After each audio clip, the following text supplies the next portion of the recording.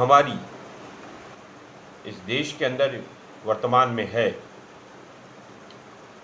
उसके लिए जिम्मेदार कौन? और एक और चर्चा हो रही है कि पॉजिटिव बातें करिए, पॉजिटिविटी, इसके विषय में इस कैंपेन के पीछे कौन है। मैं आप लोगों को पहले बताऊं कि हमारे देश के अंदर जो महामारी वर्तमान में जो दूसरी लहर, जिसको सेकेंड वेव कहा जा रहा है, ये मैन मेड, मानव निर्मित है। इसके लिए कोई जिम्मेदार नहीं, एक व्यक्ति जिम्मेदार है। वो जिम्मेदार कौन है तो सबको पता है। जिस व्यक्ति को इस संसदीय कार्य समितियों ने, स्टैंडिंग कमेटियों ने अक्टूबर नवंबर में ही बता दिया था कि इस देश के अंदर ऑक्सीजन की किल्लत है और आप ऑक्सीजन के प्लांट इंस्टॉल करिए, उस व्यक्ति ने 24 मार्च 2020 को 21 दिन का लॉकडाउन ये कहते कहा कि महाभारत का युद्ध है, 21 दिन में जीत गए थे और ये लॉकडाउन थोड़ा दिन और बढ़ सकता है और लॉकडाउन के दौरान हमारे देश के अंदर जो स्वास्थ्य सुविधाओं में कमी है उसको हम दूर करेंगे। हम ऑक्सीजन की किल्लत को दूर करेंगे, हम ऑक्सीजन बेड को बढ़ाएंगे, हम अस्पतालों की व्यवस्थाओं को दुरुस्त करेंगे, वेंटिलेटर्स का निर्माण होगा, तमाम तरह के नारे वादे जैसे वो करते रहते हैं। हुआ क्या? साइंटिस्टों ने इन्हें फरवरी में बता दिया था, हमारे देश के प्रधानमंत्री नरेंद्र मोदी को, कि दूसरी लहर आने वाली। हमारे प्रधानमंत्री को तो बंगाल चुनाव दिख रहा था, वो बंगाल चुनाव चले गए। उन्होंने सारी जो पीएम केयर फंड पे जो पैसा था, जो उन्होंने कहा कि जनता हमें दे, जनता ने हजारों करोड़ रुपया उनके अकाउंट में डाला। मैंने भी डाला, आपने भी डाला होगा। खबरें तो यहाँ तक आई कि छोटी छोटी बच्चियों ने गुल्लक तोड़ के उसमें पैसे डाले। लोगों ने विश्वास किया इस प्रधानमंत्री ने क्या किया? इस प्रधानमंत्री ने हमको न ऑक्सीजन सिलेंडर दिया, न हॉस्पिटल में बेड दिलाया, आईसीयू वेंटिलेटर्स के लिए मारे मारे लोग फिर रहे हैं। हमारे हिस्से में एक चीज आई, हमारे हिस्से में आई मौत, वो भी ऑक्सीजन की किल्लत के कारण। और प्रधानमंत्री के हिस्से में क्या आया? प्रधानमंत्री के हिस्से में आया 2 बड़े बड़े हवाई जहाज, 10-10 हजार करोड़ के, यानी 20,000 करोड़ के हवाई जहाज, उनको चलने के लिए सेंट्रल विस्टा नाम की एक प्रोजेक्ट, जिसमें उनका घर बन रहा है, 20,000 करोड़ रुपए का, वो यानी 40,000 करोड़ रुपए एक प्रधानमंत्री के लिए खर्च किया जा रहा है। और इस देश के अंदर वैक्सीन का खर्चा, वैक्सीन अगर पूरे देश के लोगों को लगाया जाता तो 40,000 करोड़ रुपये खर्च होता। 40,000 करोड़ रुपए में 100 करोड़, 200 करोड़, 200 करोड़ वैक्सीन आ जाती कोरोना वाली।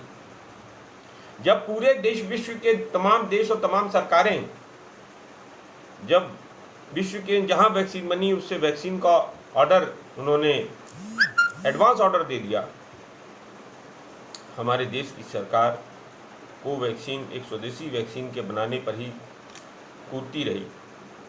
कोई बात नहीं, स्वदेशी वैक्सीन हम भी स्वागत करते हैं, लेकिन उस वैक्सीन की क्षमता, बनाने वालों की क्षमता कितनी?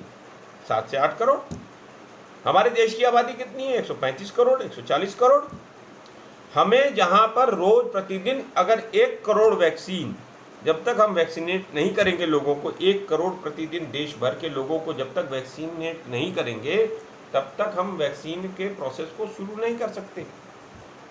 हमारा सक्सेसफुल नहीं हो पाएगा, सफल नहीं हो पाएगा।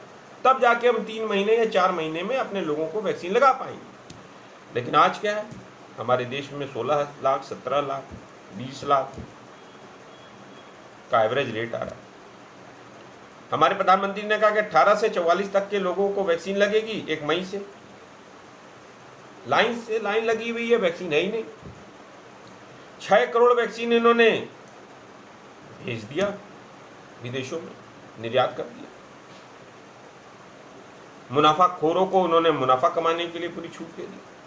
आज अगर एक आदमी एडमिट हो रहा है प्राइवेट हॉस्पिटल में, तो कोविड अस्पताल में एक दिन का चार्ज आज 25,000 से 40,000 रुपया प्रतिदिन का बेड का खर्चा है, दवाइयां अलग से।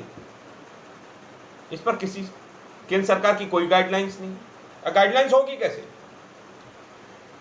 विश्व के 20 एपिडेमिकोलॉजिस्ट जो होते हैं एपिडेमिक से लड़ने के लिए, 20 में से 15 भारतीय हैं।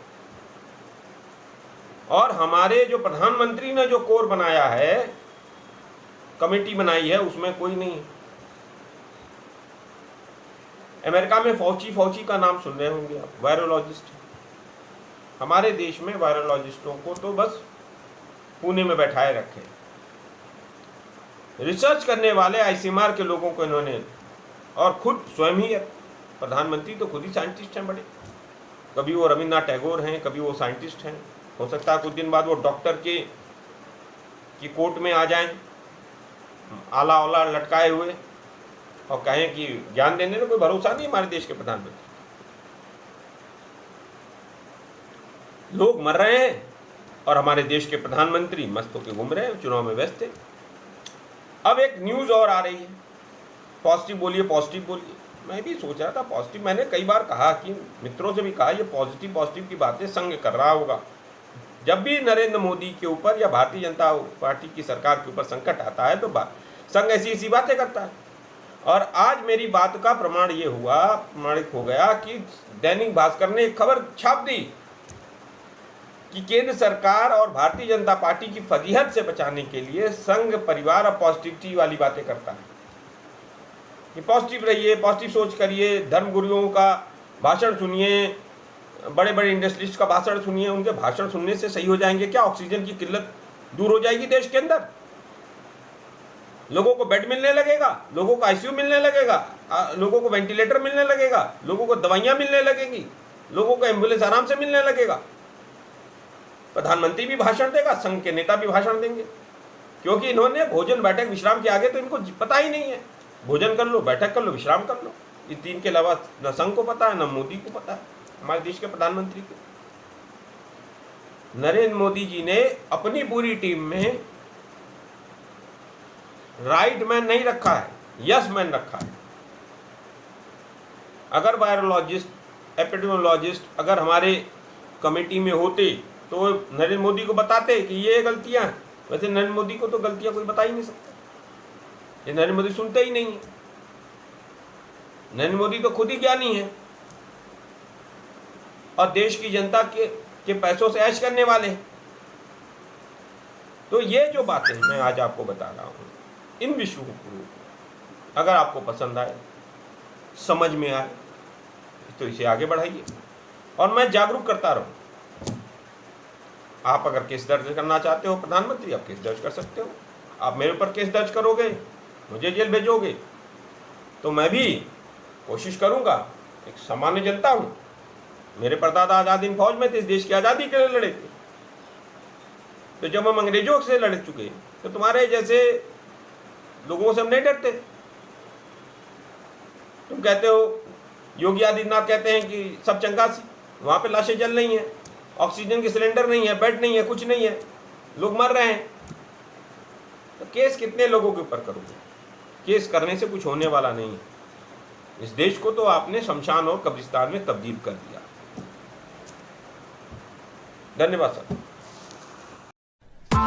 Press the bell icon on the YouTube app and never miss another update.